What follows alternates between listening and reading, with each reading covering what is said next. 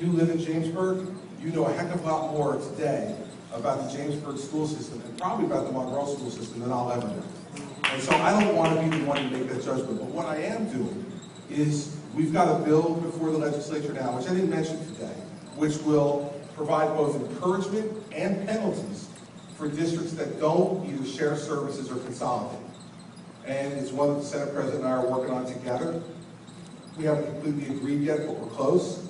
That combined with the 2% property tax cap is going to help to force a lot of this, because after a while, if you're all doing the same things in district after district after district and paying for these overhead administrative costs over and over and over again, and you still want to provide your children with the best education under the cap, what you're eventually going to come to the conclusion, I think, is that we should consolidate. Now, you know, I think that's the more effective way to do it, is to let people come to that conclusion on their own by squeezing the resources down and saying, okay, this is all you've got, how do you want to spend it? And the reason we haven't consolidated before, in my opinion, is because there's been no end to the money. So why would you want to give up your own school district if you're running the school district and you say, well, all right, it costs X more a year, I just give the bill to the taxpayers, they pay it.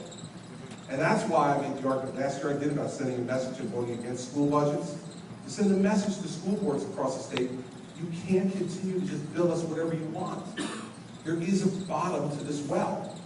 And that gave us the momentum to get the property tax cap passed and the interest arbitration cap passed. And this year now, if we get pension and health benefit reform done, you're going to see us finally, for the first time in New Jersey, control property taxes and still be able to provide extraordinary education in a lot of districts. So by squeezing those resources, I think we're going to force folks to be able to make a decision at the local level. Now, I want to still provide all these services. I want to have all these sports for kids. I want to have other extracurricular activities. I want to do those things. Well, then maybe if Jamesburg and Monroe got together, they could share a lot of those administrative costs, lower the cost of their overhead, and be able to use the money they save to either spend on these other programs that you think are valuable for your kids' education, or to give back to the taxpayers. So that's what we hope to do it, rather than have me say, yeah, you know, Jamesburg and Monroe, they'd be good together.